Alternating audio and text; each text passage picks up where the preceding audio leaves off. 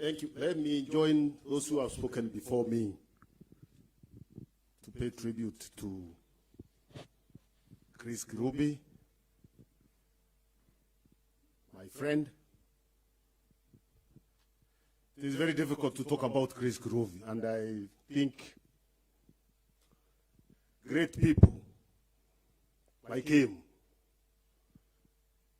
we get many angles of those kind of people because they are complex personalities. I didn't know him for a long time. I knew him for a long time, but I met him not very many times. But he is a kind of a person you meet one time and he makes an impression. Very intense man. You meet him, you can't forget him. So I remember my first meeting with Chris and read about him. I've been hearing him in the newspapers. It's when I was a member of parliament. I met him at Intercontinental. There was a place there. There was an entertainment place there that I liked to go when I was in parliament in the evening. I would want to go and listen to music there after work. And the Chris liked to go there also because I met him there severally. Every time I met him, we would strike a conversation and talk. So he was a very easygoing man, respected all people, interacted with all people, came at the level of all people he met. That's the kind of man he was. Later, when I became a cabinet secretary, that's when we interacted more, especially when I was in trade, obviously because of his business side. And again, I learned so very many things from him about business, about the role of government, and he was always friendly to government, criticizing government, pointing out things that would need to be done, always pushing for the business case for in government, what we need to correct. But he was always positive, as many people have confirmed, those who have spoken before him. He was not reckless. He was positive. He was guiding, telling you, if you could do this, we can correct this. You've done well here, we can do better. That was the kind of man he was. And I remember the business community, KEPS and all others, really wanted him there whenever there was a meeting with government. Because then he would say things that many of them may not want to say. He would say it, but say it very, very positively. I remember, I'm just giving incidences because they explain better than trying to dissect this great man. I remember I spent, and I think that time he was already unwell. And just, he was not very unwell, but he was already, he had already been diagnosed, and I think he was still quite active, but a bit unwell. I met him at General Motors. I'd gone to open some of their facilities there, and they had refurbished. We spent very many hours with him, very many hours. And we kept talking. He was never short of ideas.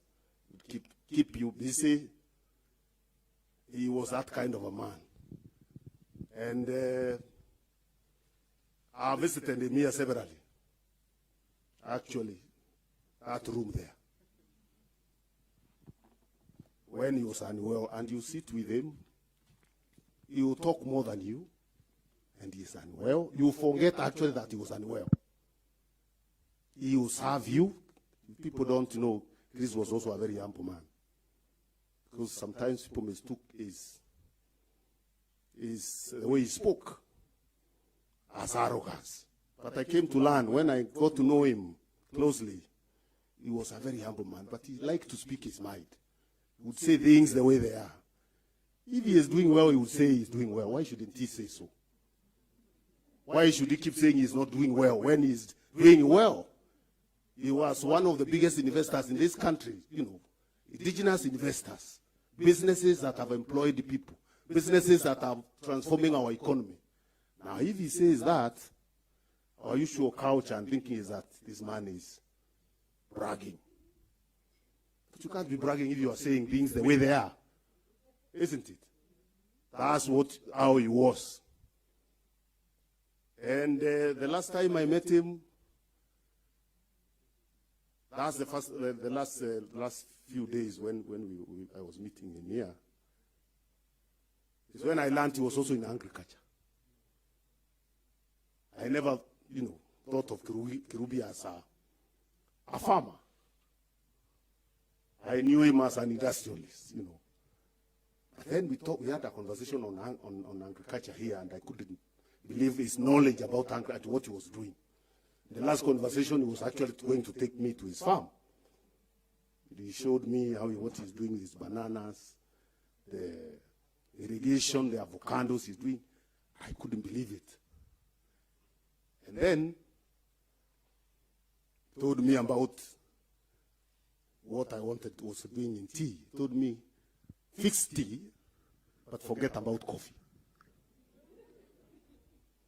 Because at that time I had started coffee, and I'd also started talking about what we can do to bring more income for people in coffee. In tea. And he told me, tea, fix tea.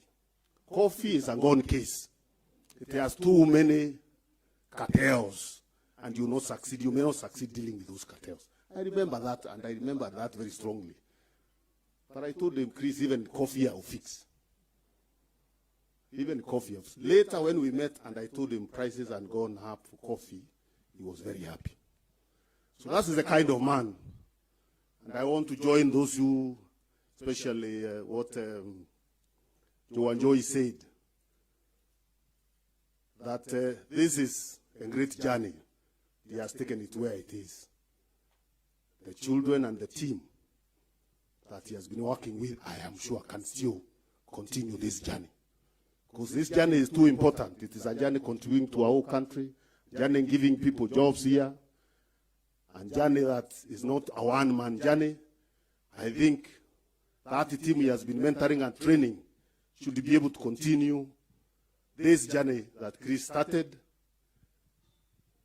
not just for memory of Chris, but for the lives that those businesses are changing, the jobs that these businesses are giving to the people of this country. Thank you very much.